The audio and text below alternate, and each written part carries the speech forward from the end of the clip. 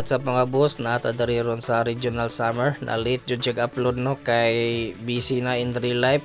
And of course, di ni diri sa SMX Lanang.